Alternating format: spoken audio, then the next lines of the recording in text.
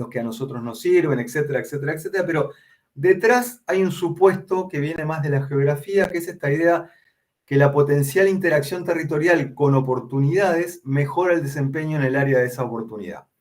Miller y He hablan de si uno puede llegar a varias tiendas, en realidad va a tener probablemente mejores chances de hacer mejores compras. Lo mismo con oportunidades educativas. Si uno logra interactuar de forma más intensa con diversas oportunidades, es probable que haya un outcome en oportunidades educativas. En el caso del empleo, hay una tradición en la literatura muy importante que nos habla de esta idea de que cuando uno logra interactuar territorialmente con más oportunidades, es muy probable que la performance en el mercado laboral mejore.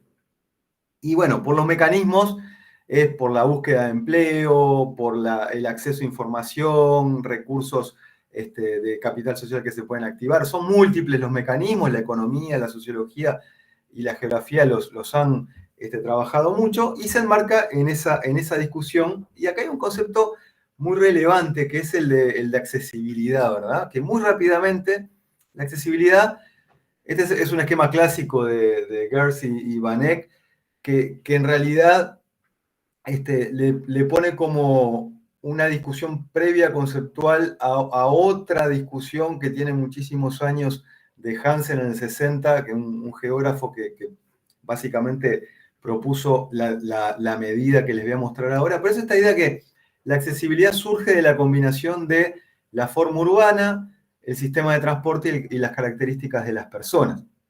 Entonces, la forma urbana tiene que ver con dónde están los hogares, dónde están los trabajos o las oportunidades, y el sistema de transporte tiene que ver con la performance de todo el sistema, y las características de las personas podrá tener que ver con capacidad de pago, habilidades cognitivas, todo tipo de atributos que el encuentro de esas tres dimensiones define la accesibilidad. Nosotros podemos tener una ciudad con un sistema excelente, rápido, seguro, pero si ese sistema cubre el 20% de la ciudad, en realidad tenemos un tema de accesibilidad.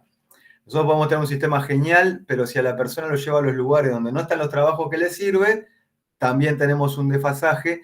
De la misma forma, podemos tener un sistema de autopistas notable, pero si la persona no tiene auto, es un problema. O si el sistema de transporte público no tiene coches con piso bajo y hay personas con movilidad reducida o en silla de ruedas, también va a ser un problema. Entonces, las combinaciones que terminan la accesibilidad pueden ser múltiples, lo que lo convierte en un concepto muy, muy difícil de abordar empíricamente, porque en realidad uno lo podría llevar, si yo le tengo miedo a los perros, y en el camino a la parada de ómnibus hay muchos perros, yo probablemente tengo un problema de accesibilidad también que viene de mis características individuales. Tradicionalmente en la literatura lo que hemos hecho es básicamente poner a prueba el sistema de transporte dada una forma urbana. Algunos incluso llegan a decir, bueno, en realidad tiene que ver con la performance de un sistema de transporte para una forma urbana y tenemos menos en cuenta las características de las personas. Esa es la realidad, los atributos individuales son poco considerados. Así y todo, el abordaje empírico es complicado. Y por supuesto hay otra cuestión que es la dimensión temporal, ¿no? Acá no está a qué hora abren los servicios, con cuánta gente, con menos gente. Toda la dimensión temporal de los hogares y de la ciudad es muy relevante, no va a ser la misma velocidad del sistema de transporte en la mañana que en la tarde y así sucesivamente. Entonces, ¿cómo han abordado empíricamente la literatura este tema? Acá les voy a traer un ejemplo de lo que se llama la accesibilidad de oportunidades acumuladas o el criterio de oportunidades acumuladas. Se los voy a poner un ejemplo sencillo nomás. En el artículo pueden ver la fórmula y demás. Hay mucho escrito sobre esto, pero básicamente lo que plantea es lo siguiente. Si tenemos dos hogares, el hogar A y el hogar B, lo que hace es generar esos buffers que podrán adquirir la forma que quieran, ¿no? Pero supongamos que en esta ciudad tenemos 36 oportunidades laborales que son los puntos rojos, tenemos estos dos hogares A y B, y ahí lo que está definiendo esos buffers es a dónde llegan viajando por hasta 40 minutos en ómnibus, el hogar A y el hogar B, ¿sí? Vieron que ya hay desafíos, porque decir hasta dónde llegas viajando en transporte público por hasta 40 minutos ya es desafiante. Entonces, En este caso en particular, A, viajando por hasta 40 minutos en ómnibus, llega a 4 trabajos, estos 4 puntitos rojos, que es el 11% de las oportunidades laborales en la ciudad, y B, viajando hasta 40 minutos en ómnibus, alcanza 13 trabajos, que es el 36% de los 36 trabajos que están en la ciudad. ¿Qué podemos decir? Capaz que A y B viajan lo mismo, viajan media hora al trabajo igual, pero en términos potenciales, B está en una mejor condición para interactuar territorialmente con las oportunidades laborales en esta ciudad y con este sistema de transporte que A. ¿Tá? Entonces, por eso decimos que la accesibilidad de A es mejor. Y acá hubo muchas decisiones que ni vimos, ¿no? Primero, la decisión sobre qué oportunidades laborales íbamos a considerar, cuál es el umbral de tiempo y cuál es esa población AB. Por ejemplo, si nosotros vamos a ver escuelas de primaria, no tendría sentido medirlo para personas mayores de 18 años. ¿Tá? Acá es lo mismo. Estos deberían ser población económicamente activa. El umbral debería decir algo. En este caso, 40 minutos, viajar 40 minutos por transporte público es el tiempo promedio de un viaje al trabajo en el área metropolitana de Montevideo.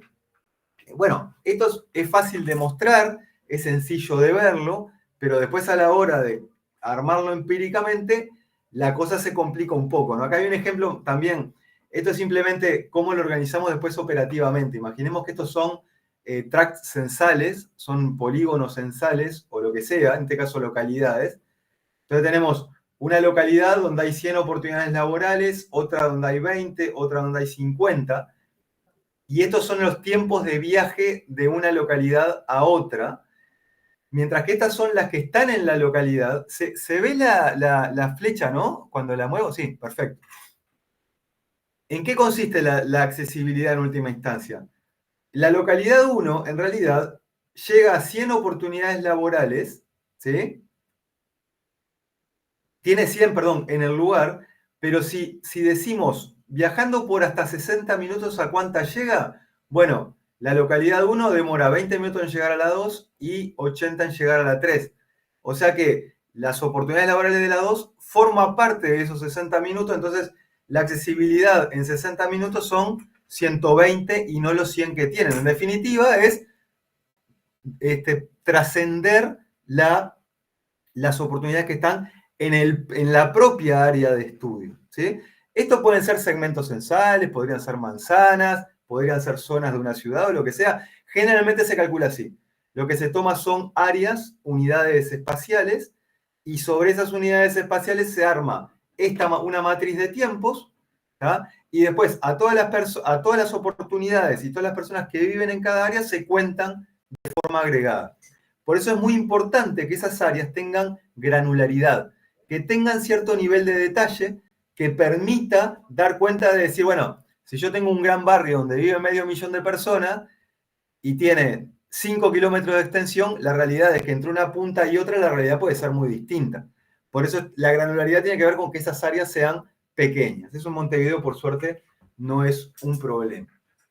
Entonces, básicamente, ¿en qué nos vamos a centrar? En el punto 1 de la estrategia metodológica, ¿no? El punto 2 fue correr un modelo, básicamente. Medir y analizar la accesibilidad territorial de oportunidades laborales tenía que ver con localizar las oportunidades laborales primero y generar un matriz de tiempo de viaje entre zonas para después especificar los indicadores de accesibilidad territorial, que es lo que le mostré en el mapa, que no es más que evaluar cada par de origen-destino y aquellos que cumplen con la condición de viajar por menos de 40 minutos se cuentan dentro de las oportunidades acumuladas del indicador. Ahora, ¿cuál es el problema con las oportunidades laborales en Montevideo? Nosotros no teníamos ningún escenario ideal de oportunidades laborales. Ustedes imagínense tener que saber dónde trabaja cada persona, ¿sí? Es complejo porque en realidad no hay forma de saber de forma individual sin data administrativa o datos de encuesta. ¿Cuáles serían los escenarios ideales? Si tuviéramos un censo y le preguntáramos dónde trabaja y le diera la dirección o la esquina, tendríamos una muy buena disposición territorial de las oportunidades laborales. a nivel individual. En Montevideo no teníamos eso. Podríamos tener una encuesta de movilidad. En la encuesta de movilidad alguien dice, bueno, este viaje fue por trabajo. Ahí conocemos además el perfil de la persona. Entonces, cada viaje, cada destino constituiría una oportunidad laboral. En el caso de Montevideo tenemos una encuesta que es de alta calidad, pero de muy pocos casos. No podíamos tener precisión espacial. Y la otra son los datos administrativos, provenientes básicamente de institutos de previsión social o de entidades de recaudación de impuestos. Tampoco lo teníamos. Lo que teníamos, esto es interesante, ¿no? Sí hay un registro, hay muy buenos registros administrativos en Uruguay, pero lo que se registra territorialmente es la dirección fiscal. Entonces, una cadena de supermercados, nosotros teníamos el lugar central de la cadena, pero no teníamos cada una de las sucursales, que es justamente lo que ejerce la atracción espacial, donde va la persona a trabajar. ¿Qué fue lo que hicimos frente a este panorama? Bueno, exploramos diversas alternativas. Ese REPAI es un registro de entidades económicas. Buscamos en la Dirección Nacional de Catastro. Bueno, terminamos utilizando los datos de UTE. UTE es la empresa de energía, es una empresa pública monopólica en Uruguay, no necesariamente monopólica, pero sí que incluye la enorme mayoría de los clientes de energía eléctrica. Y tomamos datos del Instituto de Estadística y del Registro Único Tributario. ¿Para qué? Lo que tomamos fue los clientes no residenciales de UTE, de esta empresa, asumiendo que un cliente no residencial necesariamente iba a tener algún tipo de vínculo laboral con quienes se desempeñaban ahí. Y ahí había varios desafíos, porque primero teníamos el cliente, pero no sabíamos ni cuánto consumía, no sabíamos si era un poste de luz, si era un póster de publicidad, si era una escuela, si una... Entonces, lo que sí obtuvimos fue el dato del SIU. Sabíamos la división económica a la que pertenecía el punto S, el cliente no residencial. Y a su vez teníamos las encuestas de hogares de Uruguay que nos permitía saber qué cantidad de personas ocupadas había por cada una de esas divisiones. Divisiones muy gruesas, ¿no? Yo le contaba a Juan Carlos, compartían esa misma categoría una funeraria con una panadería, porque eran realmente amplias las divisiones, pero decíamos, bueno, preferíamos tener más información que menos información. Entonces lo que terminamos haciendo fue teniendo la cantidad de clientes no residenciales por segmento censal y a nivel de división, y a su vez las personas ocupadas por división según la encuesta continua de hogares. Y con eso, ¿qué es lo que teníamos? Una aproximación a la cantidad promedio de personas ocupadas por cliente no residencial, distinguida, discriminada mínimamente por el área. Era una discriminación realmente amplia, pero que ahora vamos a ver que en realidad aportó más precisión desde nuestro punto de vista. Entonces, concretamente, ¿qué terminamos haciendo?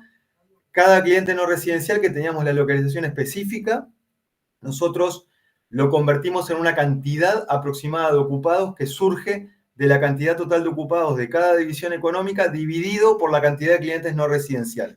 Es una cuenta gruesísima que además pone una policlínica pequeña de la periferia con la misma cantidad de ocupados que un hospital de referencia nacional. ¿tá? Era arriesgado, pero justamente la clave, cuando no tenemos ground truth, cuando no tenemos datos de base, empezamos a hacer aproximaciones. Le voy a mostrar una de esas aproximaciones.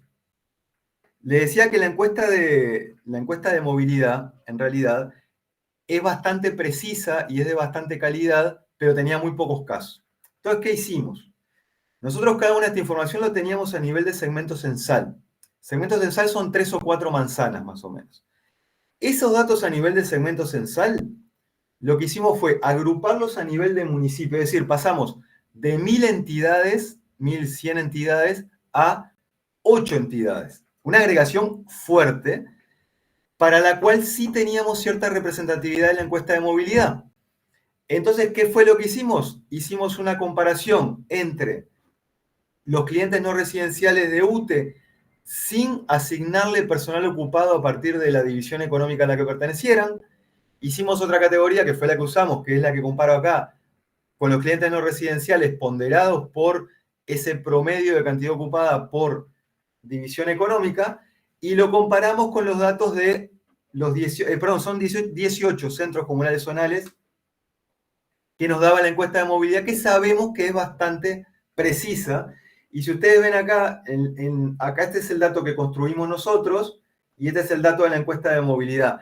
En términos de ordenamiento es perfecto, ¿tá? En términos absolutos tiene alguna variación, pero es bastante, podríamos decir, en términos de la asociación era casi 0.9 primero, y además la otra cosa es que el ordenamiento era perfecto y las diferencias nunca superaban el 10% en la estimación de cantidad de oportunidades laborales por estas unidades espaciales agregadas. Acá presento uno de los indicadores, el otro indicador presentaba más diferencias. Hicimos un cálculo de diferencias acumuladas y efectivamente este era el que la minimizaba. Y eso nos dio cierta tranquilidad de que con dos fuentes alternativas de datos lográbamos decir esto, claro, con mucho conocimiento también de la ciudad, nos permitía cierta confianza a la hora de pensar en la distribución espacial de hogares de oportunidades laborales en el territorio. Acá simplemente contarles muy rápidamente, porque no nos da el tiempo, pero los cálculos de tiempo para calcular estas matrices, nosotros necesitamos básicamente los horarios teóricos de los ómnibus. Tomamos la programación teórica del sistema de transporte, un sistema de transporte bastante centralizado y con los datos abiertos, y con eso lo que hicimos fue un algoritmo para calcular desde cada centroide de cada segmento censal a cada uno de los restantes centroides, o sea, que queda una matriz origen-destino de 1062 por 1062, que después nos permitía evaluar si se cumplía este umbral de 40 minutos o no. Y acá ven qué se consideró en el algoritmo. Tiempo de caminata del centroide segmento de origen, la parada más cercana a origen, tiempo de espera, tiempo de viaje dentro del ómnibus, tiempo de caminata entre paradas en caso de transbordo, y tiempo de caminata entre parada de destino y centroide de zona de destino. O sea que acá la limitación de datos nos hizo que hiciéramos vivir a todas las personas en el centroide del segmento y que todas las oportunidades laborales estuvieran en el centroide del segmento. Y acá viene de vuelta la importancia de la granularidad de la información espacial. Si esto en vez de segmentos hubieran sido los centros comunales, en vez de dividir en 1100 la ciudad, dividíamos en 18, la verdad que se complicaba para después dar datos más o menos confiables. Entonces, por un lado vieron que hay muchas limitaciones, pero por otro lado hay pequeñas ventajas que vamos capitalizando. En el fondo, esa fue la estrategia. Acá están simplemente los resultados que obtuvimos. Nosotros, en definitiva, pudimos después a cada persona imputarle desde la encuesta de hogares un dato de accesibilidad, y eso nos permitió ver estudios de distribución, estudios por quintiles de ingreso, de desigualdad. Vieron cómo la accesibilidad aumenta a medida que aumenta el quintil de ingreso, histogramas sobre oportunidades laborales. También estos cálculos son de oportunidades laborales acumuladas, lo que nos permite ver umbrales de cuánto tiempo le lleva en promedio a cada quintil llegar al 50% de las oportunidades. En el quintil más rico le lleva 10 minutos, en el otro le lleva 64 minutos, y así sucesivamente. Nos permite estudiar distribuciones. Y algo que es importante, este es un mapa que se ve territorializado, es lo mismo. El color intenso es la cantidad de oportunidades laborales a las que llega es mayor, el color más claro es menor, y bueno, se da obviamente una lógica pseudo-concéntrica, la periferia tiene menos, la zona central tiene más, es lo que esperábamos, es muy consistente. Pero algo interesante acá es, cuando vemos estos gráficos ya se olvidaron de todo lo que les dije antes, y eso es muy importante. Hay que tener presente que, claro, acá ya es piedra y ya está, pero tenemos que tener siempre presentes esas limitaciones también. ¿Tá? Porque, claro, en los gráficos no se ve que usamos lo de UTE, que usamos este promedio, que usamos aquello otro, ¿no? Estos son los resultados por barrio, o sea, podríamos hacer estudios de todo tipo, y este es el resultado del modelo donde pudimos mostrar que efectivamente había una relación significativa, es decir, la posibilidad de estar desempleado estaba afectado por la accesibilidad territorial, controlando por toda otra serie de factores, ingreso, edad, género, nivel educativo, etc. Algunas reflexiones finales para cerrar y dar paso a David. Una cosa importante es, si no hay datos, no hay nada para hacer, uno no puede ser creativo. Más allá de la escasez, uno sí necesita datos. El caso de Montevideo es bien, bien interesante porque los datos de la empresa estatal de energía, el hecho que sea estatal le da un nivel de apertura mayor a academia y demás, que no necesariamente pasa cuando es privada, son gratis, son muy precisos. O sea, claramente está todo bien, fuimos creativos, pero si la empresa esta no tenía geolocalizado cada cliente no residencial, no podíamos hacer nada. Una encuesta de hogares robusta, la encuesta de movilidad de alta calidad, más allá de los pocos casos, los horarios programados de libre acceso de un sistema de transporte que básicamente no tiene informalidad y nos permite, o sea, hay un conjunto de condiciones que podemos decir, hay escasez de datos, pero había con qué trabajar.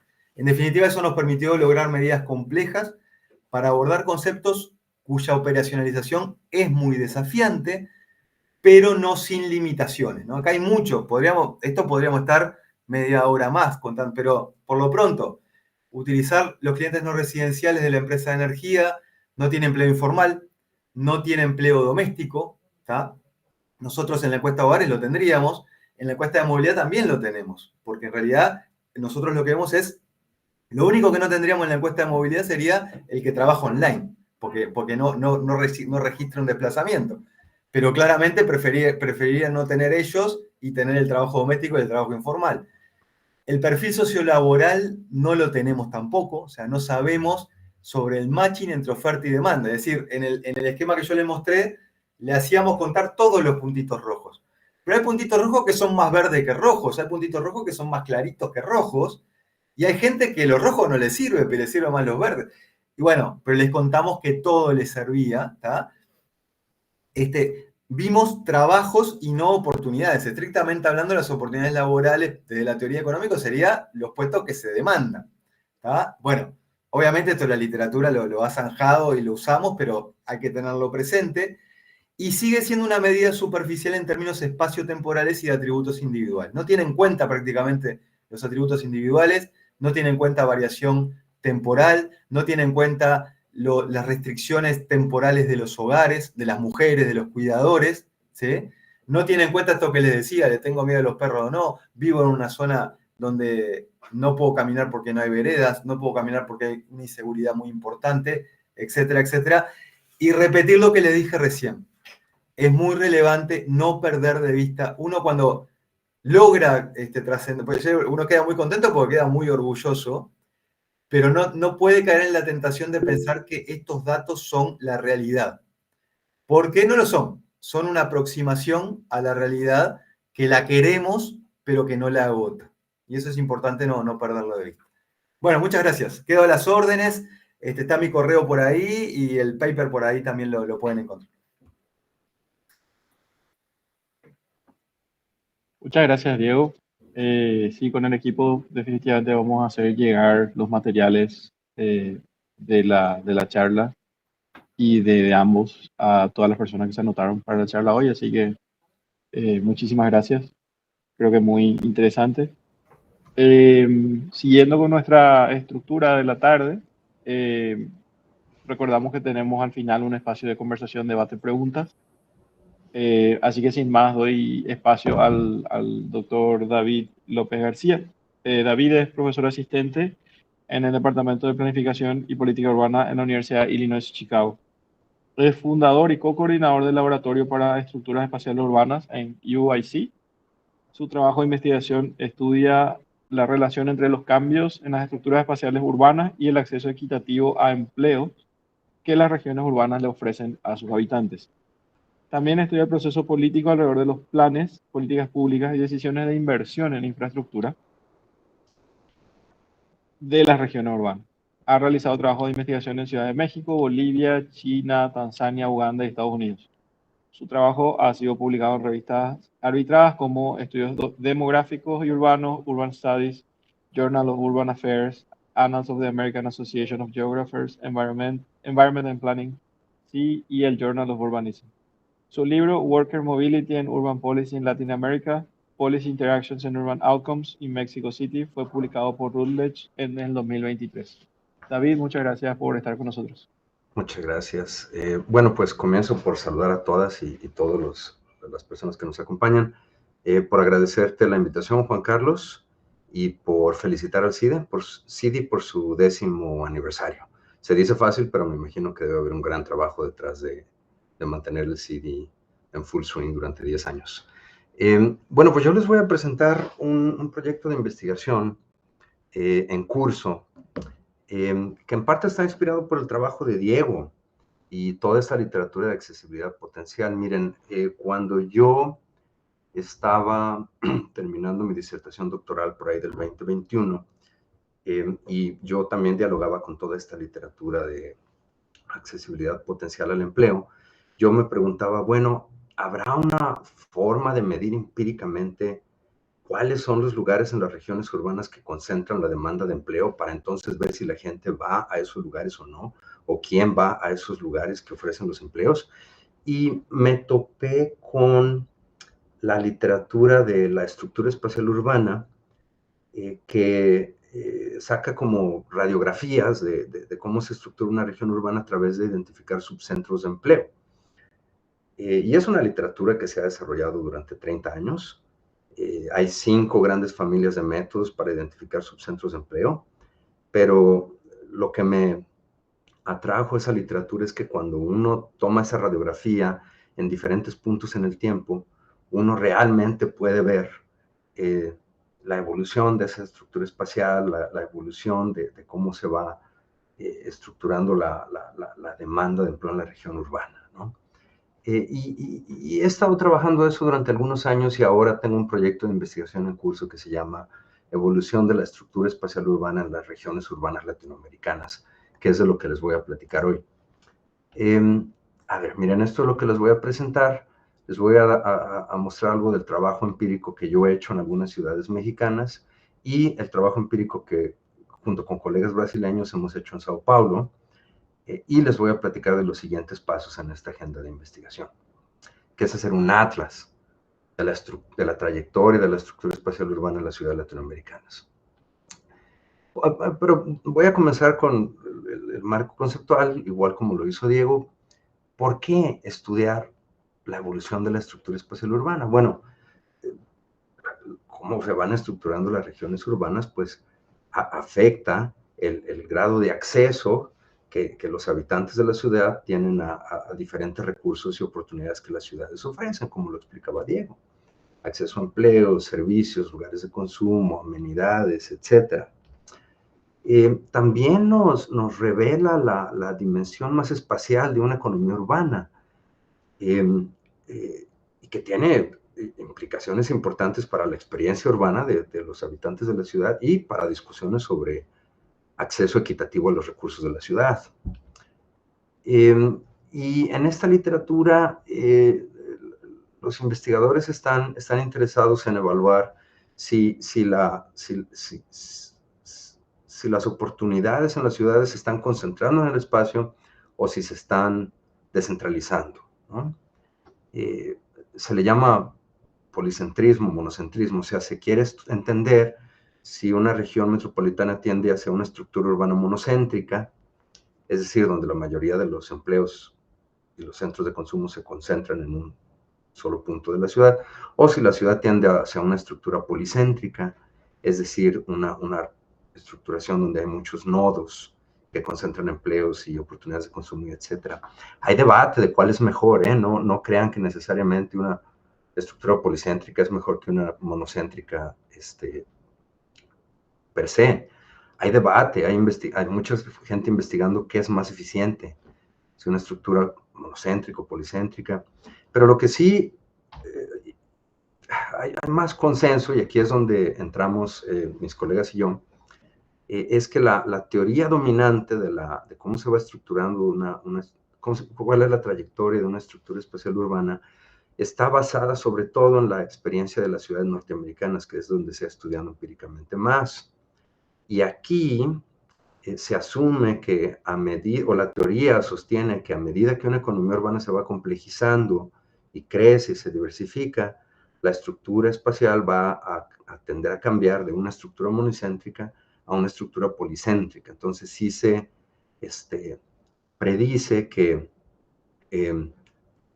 las transiciones a economías urbanas postindustriales y que se terciarizan y sobre todo de ciudades globales, etcétera, va a tender hacia una estructura urbana policéntrica. Y entonces nosotros creemos que esa teoría pues está bien para explicar la experiencia estadounidense, pero no creemos que va a explicar del todo la experiencia de las ciudades latinoamericanas, porque y como lo han señalado muchos autores, hay también una gran tradición de investigación aquí, la trayectoria de la estructuración de las ciudades latinoamericanas tiene particularidades. Para armar una teoría más basada en la experiencia latinoamericana, uno tiene que tomar en cuenta la industrialización tardía en el periodo de sustitución de importaciones, el periodo neoliberal de los 90s y sus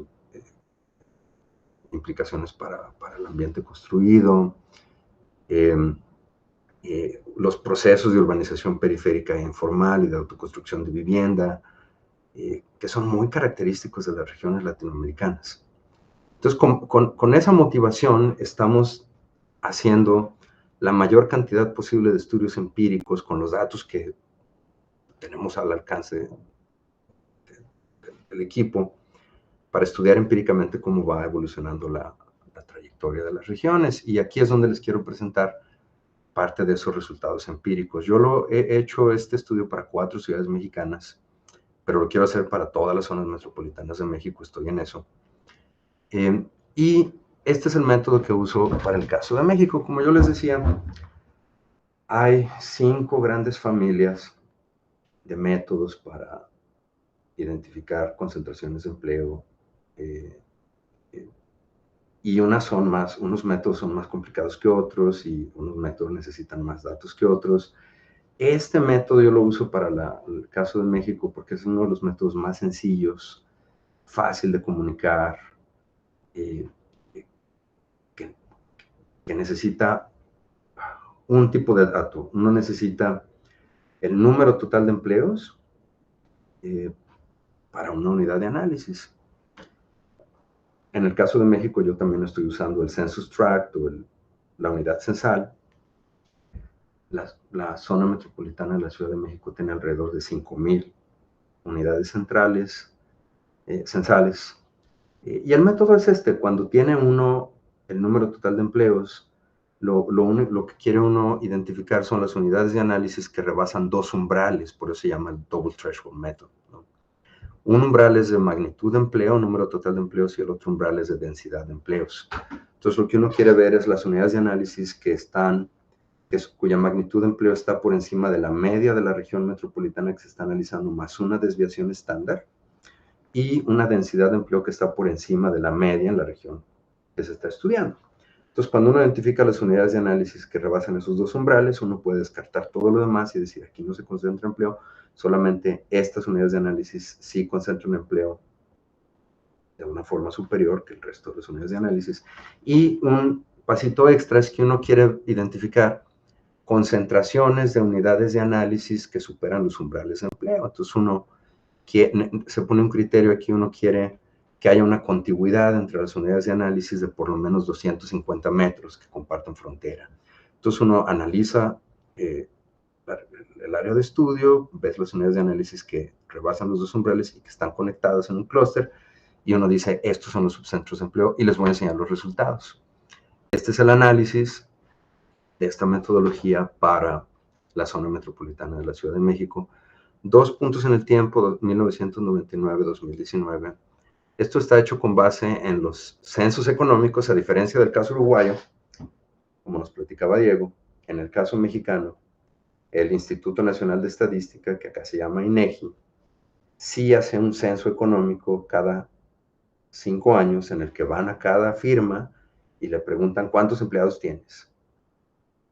Y luego lo publican cada 5 años. Entonces yo tomé el primer censo que está disponible en el país para 1999 y el último censo que se ha levantado para 2019.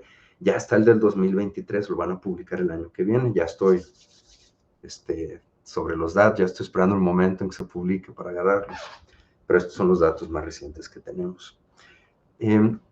Como sí tengo también el sector económico de cada firma, puedo contar el número de empleos en cada sector económico, gran sector, comercio, manufactura y servicios, y puedo calcular índices de especialización económica. Entonces, aquí en este mapa, lo que ustedes pueden ver es cómo se delimita con precisión cada subcentro de empleo y su especialización económica. Hay un micrófono por ahí. Sí. Enzo. Gracias. Entonces, miren, en 1999 me encontré 22 subcentros de empleo que se distribuyen de esa forma en la zona metropolitana de la Ciudad de México. Para 2019, la zona metropolitana creció a 29 subcentros de empleo y también podemos ver que pues, no hay tanto cambio. O sea, realmente los lugares que concentraban empleo en el 99 siguen concentrando empleo en el 19. Pero lo que sí es que los subcentros de empleo se están haciendo ligeramente más delgados, como que el empleo se está concentrando geográficamente. Y les voy a mostrar esta tabla, solo quiero llamar su atención a este dato. Miren, el principal subcentro de empleo de la ciudad se llama la Gran Aglomeración Central, que está aquí. Aquí está en 1999 y aquí está en 2019. Pero fíjense cómo va creciendo. En el 99 tenía... David, creo que no se ve el puntero. Ahí se ve. Listo. Miren cómo en el 99 tenía 975,000 empleos y para el 2019 crece a 1.4 millones de empleos. Pero vean este subcentro de aquí, Santa Fe, que es como el hub de la economía global en la Ciudad de México, es como si fuera la Défense de París, pero de la Ciudad de México. Como en el 99 era el lugar número 11 en la jerarquía urbana con 14,000 empleos, y para 20 años después, en el 2019, es la segunda concentración de empleo más importante de la ciudad con 293,000 empleos. Entonces, el crecimiento de ese subcentro de empleo es impresionante, y este es el tipo de fenómenos urbanos que uno puede comenzar a ver con este tipo de mediciones. Rápidamente les muestro los otros estudios. Esto es para la segunda zona metropolitana de Guadalajara en términos de habitantes, que se llama Guadalajara. Ahí en esta ciudad identifiqué 9 subcentros de empleo en el 1999 y 14 subcentros de empleo en 2019. Tampoco hay mucho cambio, con la salvedad de que en el 99 el principal subcentro de empleo era una zona industrial, que está aquí. Para el 2019 hay un cambio, ahora la principal concentración de empleo está acá, especializada en el sector servicios, y lo que era el principal subcentro de empleo en el 99 ahora es el segundo, todavía con una vocación manufacturera. Pero miren, uno puede empezar a ver este tipo de reconfiguraciones espaciales en la base económica de la ciudad, ¿no? Una terciarización, efectivamente. Esta ciudad se está desindustrializando y se está terciarizando. Bueno, más información. Esto es una zona metropolitana turística que se llama Puerto Vallarta, que tenía 2 subcentros de empleo en el 99 y continúa con 2 subcentros de empleo 20 años después, a pesar de que hay crecimiento de la mancha urbana. Luego, esta es otra zona metropolitana más chiquita que se llama Ocotlán, que tenía un subcentro de empleo en el 99 y continúa con un solo subcentro de empleo en 2019. Aquí no hay mucho cambio en su estructuración. Bueno, aquí hay datos de estas ciudades, pero me voy a brincar esto, no importa, para ir concluyendo. Ahora les voy a mostrar el caso de Brasil. Acá es diferente porque no tuvimos acceso a los datos de empleo total de un censo, como sí los tuve en el caso de México. Acá tuvimos que trabajar con una encuesta origen-destino. Para toda la zona metropolitana de Sao Paulo, que esa encuesta origen-destino es representativa de distritos de viaje, son alrededor de 480 distritos de viaje. Y aquí hicimos esa imputación, como nos platicaba Diego. Si una persona tiene su destino en ese distrito de viaje, lo contamos como un trabajo. o sea, todos los destinos son un empleo.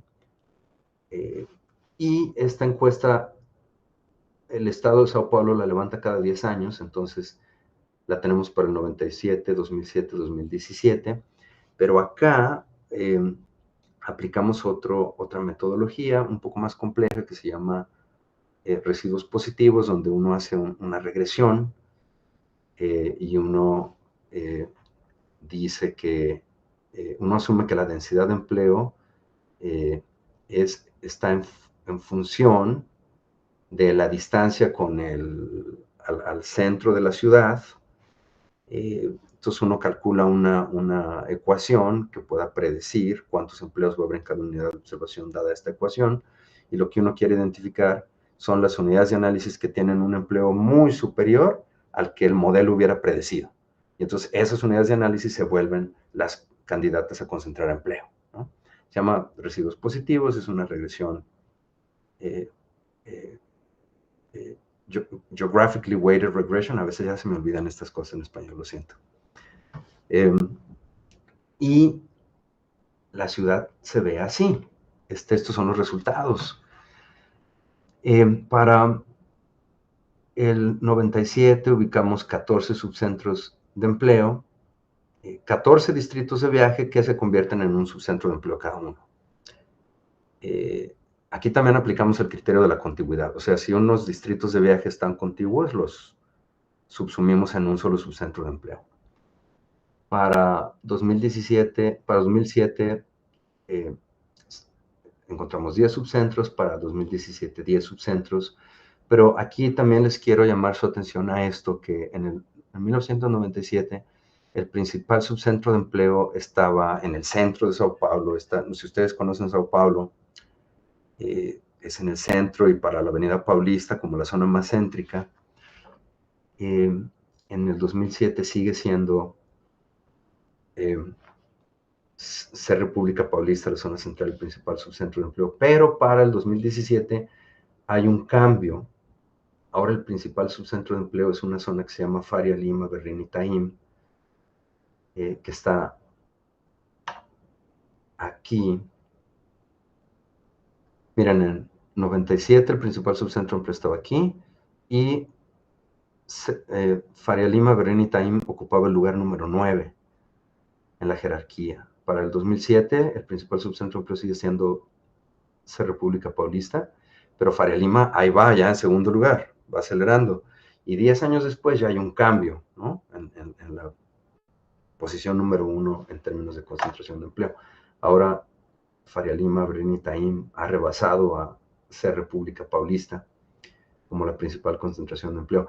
Y Faria Lima, Berrini, Itaim también es como el hub global de la economía en Sao Paulo, ¿no? Es como el Santa Fe de la Ciudad de México, como la Defensa en París, la zona que concentra a los corporativos internacionales y las firmas más conectadas a la economía global. Entonces, eso nos permite tener estas conclusiones, ¿no?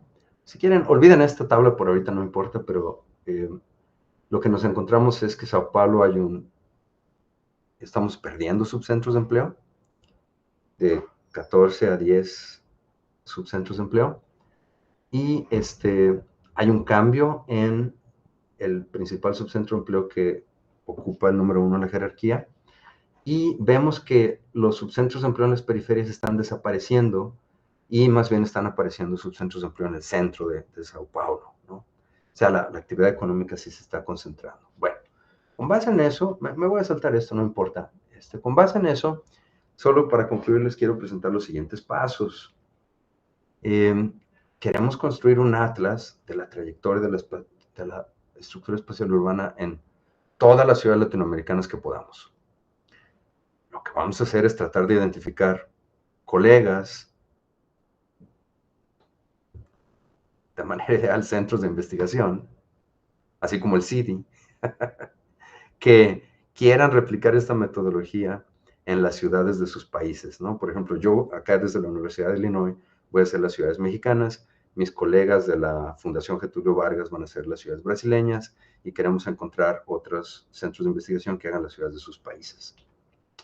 Pero tenemos retos, los datos, porque todos los países tienen datos diferentes, así como ya lo vimos en el caso de Uruguay, donde no hay un censo, va a haber países donde vamos a tener que hacer toda esta econometría, como la hizo Diego, para el caso uruguayo,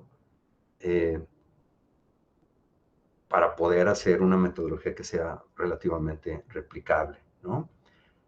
Obviamente vamos a tratar de identificar fuentes de financiamiento para contratar asistentes de investigación y compilar los resultados de todos los estudios para hacer un atlas que sea de acceso abierto, donde generemos capas de información sobre la evolución de la estructura urbana, que cualquier persona puede usar esas capas en cualquier proyecto de investigación que quieran. O sea, la idea es hacerlo abierto. Y con esto, el objetivo intelectual de todo esto, pues es contribuir a la producción de una teoría más a la medida de la trayectoria espacial urbana latinoamericana, que también tiene sus retos, porque la trayectoria espacial mexicana tiene unas características, la andina tiene otras, la argentina tiene otras, la brasileña tiene otras, la caribeña no se diga, y luego tenemos excepciones como Cuba, Venezuela. O sea, tampoco va a ser sencillo armar una teoría que refleje bien la trayectoria de la región latinoamericana.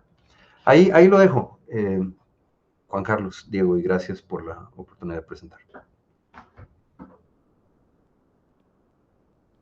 Muchas gracias, David.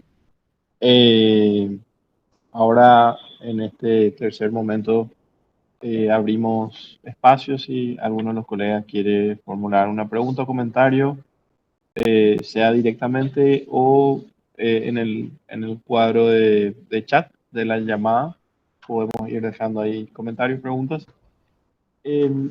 Mientras tanto, yo quería señalar un par de cosas que creo que son extremadamente interesantes, inspiradoras, digamos, de los trabajos de ambos, ¿verdad? Y creo que también en este proceso de la conversación tratar de atar un poco a lo que nosotros venimos haciendo dentro del sí, que no es directamente análogo, pero creo que hay similitudes, hay puentes. Yo creo que el primer concepto que es extremadamente interesante que nos une a todos, esta idea de ver a la ciudad como un espacio de posibilidades en el cual las personas pueden acceder sin poseer a servicios, a chances de empleo, a posibilidades de encuentro con otras personas, etcétera. Pero que esas posibilidades están mediadas, ¿verdad? Uno por una forma urbana y otro por toda una red de sistemas de infraestructura que hacen que la distribución de estas posibilidades sea desigual en el espacio, ¿verdad? Creo que eso es sumamente interesante, digamos, y adscribimos totalmente a esa visión, ¿verdad? La segunda cuestión, algo que comentaba Diego, ¿verdad? Es que me pareció fantástico, ¿verdad? No solo muy interesante el trabajo, pero también, digamos, esta cuestión de buen académico, de buen científico, de permanecer tosudamente en el reconocimiento explícito de las limitaciones de lo que uno está haciendo. Me parece muy, muy valioso, ¿verdad? Ser el primero que bueno, que haga énfasis en lo, digamos, en lo que no captura quizás el modelo. Me parece sumamente interesante, muy generoso ese enfoque. Hay una cuestión más. eh, Acá tenemos una pregunta de Jerónimo que voy a leer en breves segundos y de Silvia también. Hay una cuestión muy interesante que me parece que es esta noción también de, eh, en la experiencia de ambos, digamos, hay como un uso creativo de datos existentes para interpolar otras realidades más complejas, ¿verdad?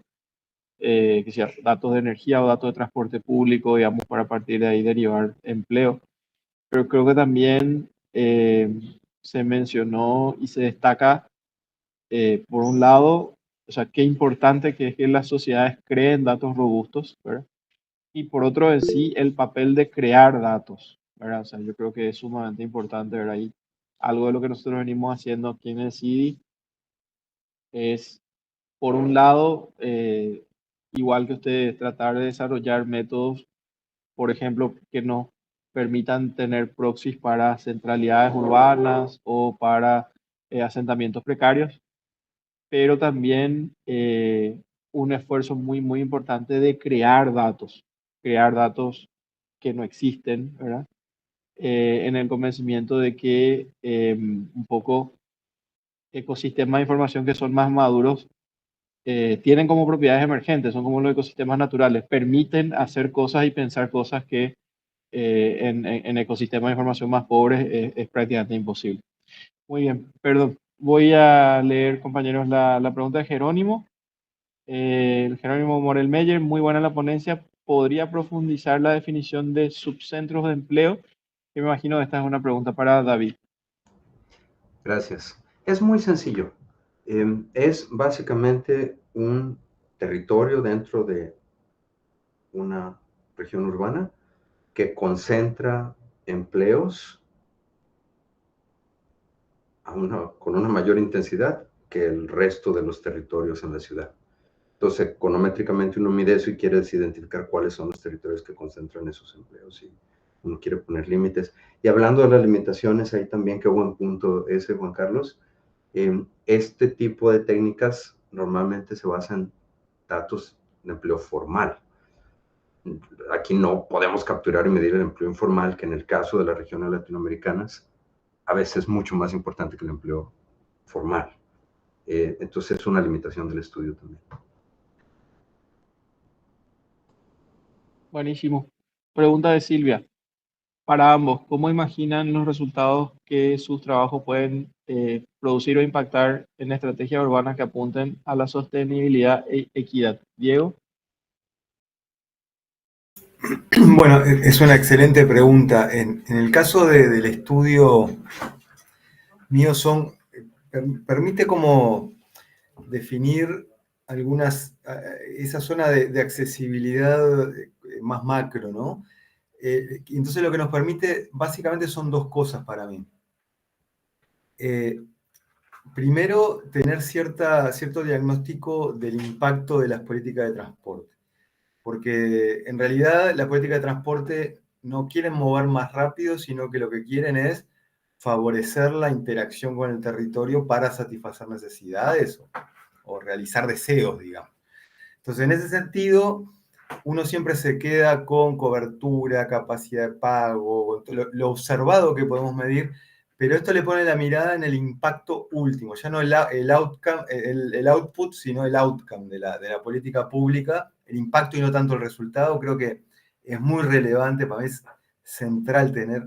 Estas son además variables que se modifican con ciclos censales, ¿no? Es como lo que presentó David.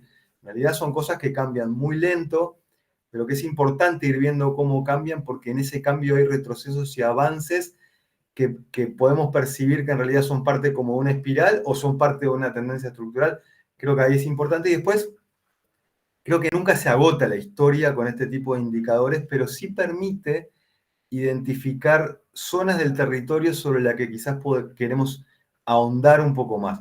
Está claro que en el caso del estudio este que yo les mostraba, y creo que ahí uno cae en la tentación, bueno, pero entonces, ¿este recorrido lo alargo o no lo alargo? No contesta ese tipo de preguntas, porque ese tipo de preguntas necesitan contextualización territorial, pero sí permite identificar zonas sobre las que se debería empezar a ver más detenidamente qué es lo que puede estar pasando.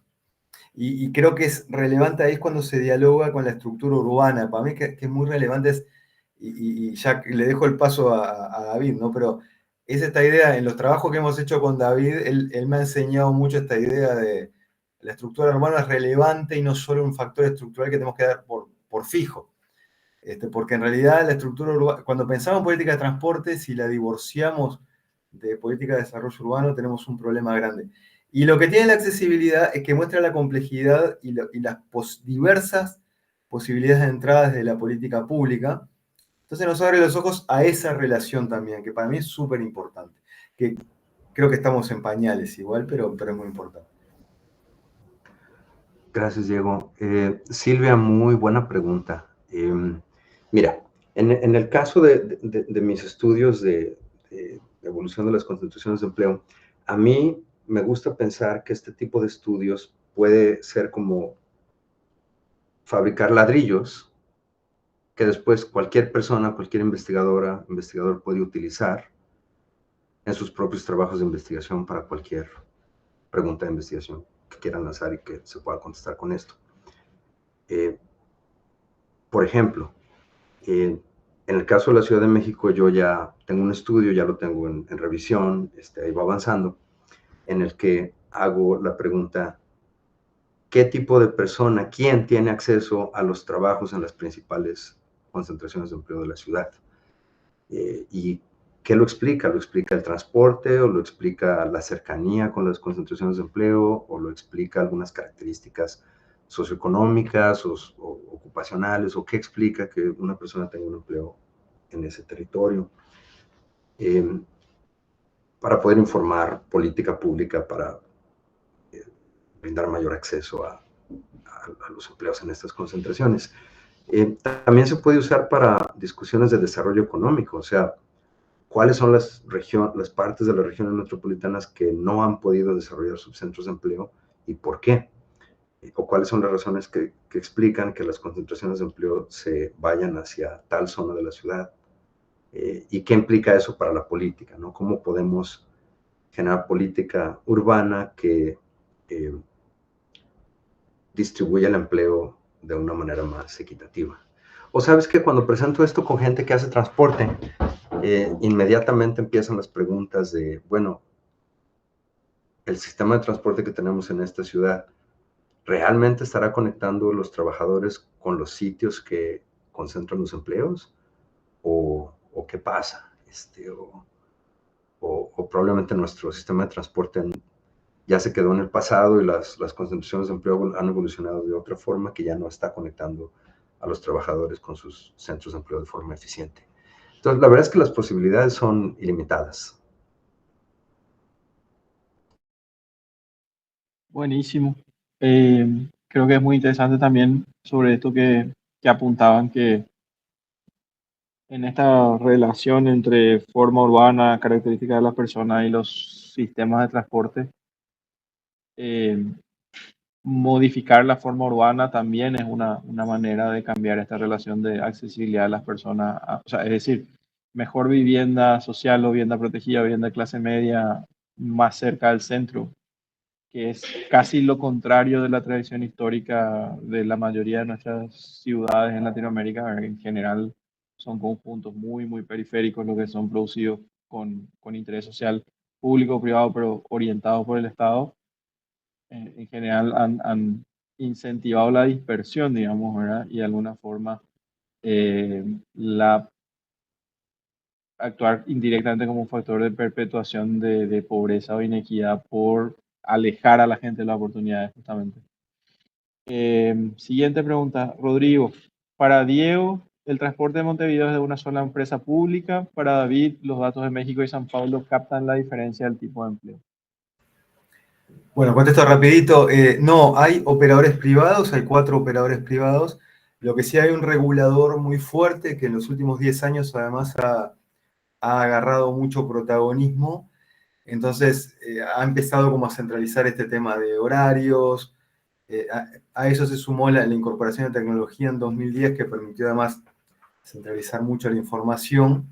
Entonces eso, son operadores privados permisarios de recorridos, pero solo 4, que tienen un conjunto de recorridos cada uno, y una centralización desde el regulador.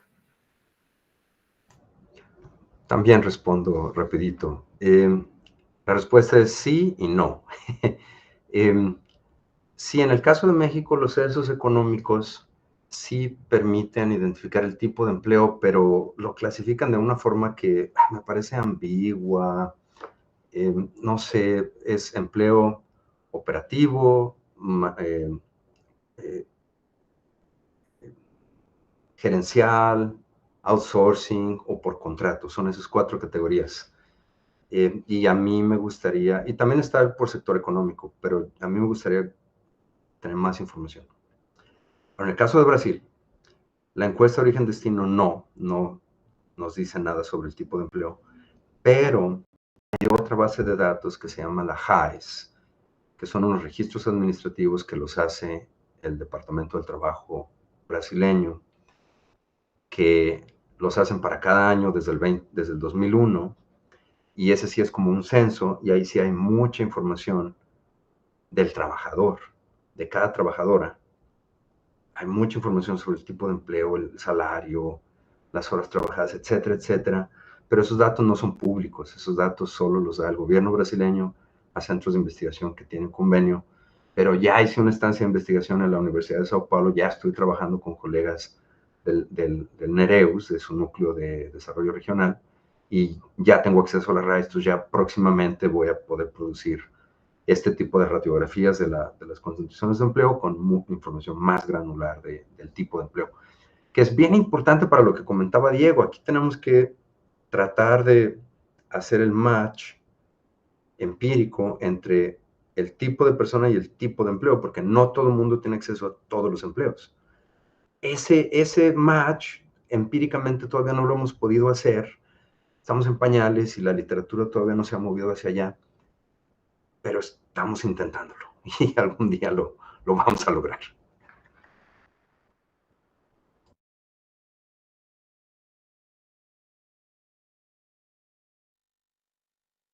Muchísimas gracias, David, Diego, y a todas las personas que nos acompañaron. Creo que la tarde fue realmente súper interesante y agradable.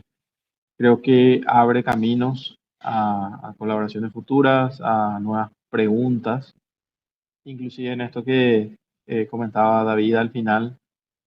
En lo personal, yo considero que quizás vos mencionabas, David, por ejemplo, cómo esta literatura clásica y estos 5 modelos, digamos, de alguna forma están centrados más en las ciudades norteamericanas o Estados Unidos específicamente, inclusive, ni siquiera norteamericanas en general. Eh, y, y- y mencionó también, Diego, esta cuestión de que, por ejemplo, el teletrabajo no está incluido en estos modelos que discutimos hoy. Reflexionaba yo eh, que creo que una de las características, digamos, de las ciudades latinoamericanas también es alguna forma de, por decir así, de emprendedurismo forzado. Hay como mucha actividad económica relacionada con la autoconstrucción de vivienda y la no disponibilidad de empleo formal estable, digamos, ¿verdad? Eh, que realmente, digamos, en función de lo que comentan, sí es como un tipo de característica de granularidad fina que es realmente diferente, ¿verdad? Y que realmente requiere estudios nuevos y enfocados. Así que muy contento de ver el trabajo que están haciendo en la ciudad de América Latina, la intención de hacer el Atlas, de avanzar en producir estos building blocks de información para que se puedan seguir usando en diferentes investigaciones. Y bueno, creo que podemos ir cerrando esta tarde un poco con la alegría de haber compartido este espacio y de que tenemos algunas respuestas, algunos métodos y muchas preguntas para seguir entretenidos en el futuro. Muchas gracias a todas y todos. David, Diego, de vuelta, mil gracias por el tiempo y seguimos en contacto. Hasta luego. Muchas gracias, Juan Carlos. Diego, nos vemos pronto.